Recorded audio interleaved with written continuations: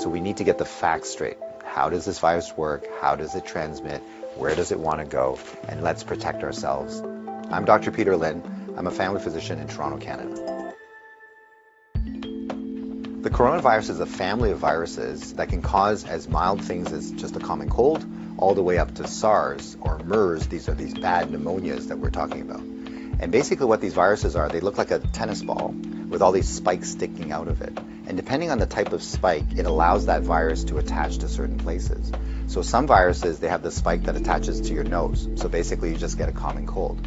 But the SARS virus and this new virus that we're talking about has the spike that allows it to attach to the cells in your lung. And when it attaches there, it puts in information to make photocopies of itself. So it uses our equipment to make more viruses. I'm declaring a public health emergency of international concern over the global outbreak of novel coronavirus.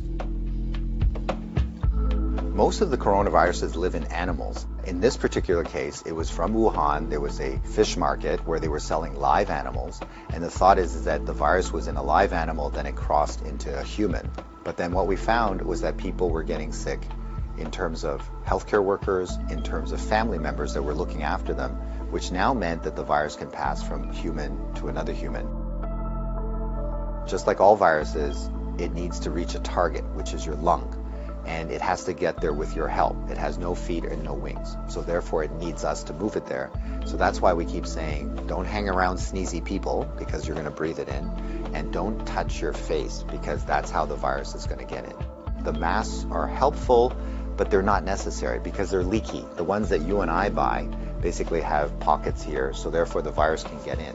What the masks really do is they stop us from touching our face. If you're sick, we tend to mask you, so therefore you're not spewing out the viruses to other people sitting around you. The true people that have the real masks are the N95. Those are sealed. These are for the doctors that may be caring for the patients. So in the beginning, the coronavirus will cause kind of like flu-like symptoms or a cold. So people just get the stuffy nose, that kind of thing.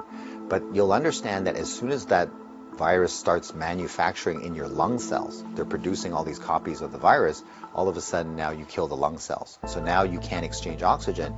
And that's why one of the early symptoms is people get very short of breath and they tend to have a difficult time breathing, and that's why they end up in hospital.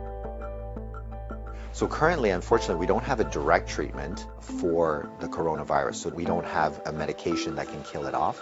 And so it's really supportive. So in other words, the patient can't breathe, we give them oxygen, help them to breathe.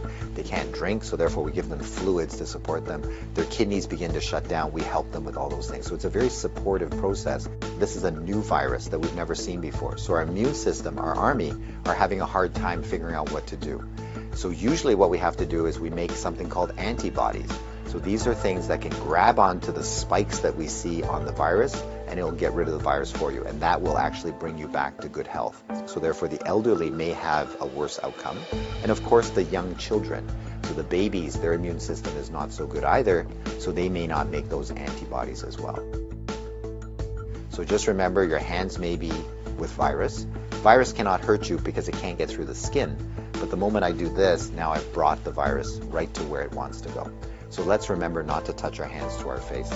So let's say you think that you might have been on a plane or you might have bumped into somebody that has it. What should you do? So the first thing is to contact a healthcare worker to tell them that potentially you have it. If you're feeling symptoms and you're going to go into a facility, call ahead. Okay, so whether you're calling the paramedics or whether you're calling the hospital or your doctor, just mention that you were on a flight. If you don't have any symptoms, then what we do is a little bit of a self-quarantine. In other words, we can just keep you away from other people, and so you don't go into parties, don't go with your friends, don't go into public transportation. So we can contain it very easily by making sure that you do a self-confinement, so to speak, for the, let's say, 7 to 14 days is the longest incubation time. So after that, if you're feeling well, then you don't have anything to worry about. So if we get the facts right, then we don't have to be overly worried, but we do the right things so that we don't get the virus ourselves and that we don't pass it on to others. And if we look after each other in this way, this virus will have nowhere to go. It needs us to move it, it needs us to make copies for it, and if we don't help it, then the virus will stop. So we have the power to do that right now.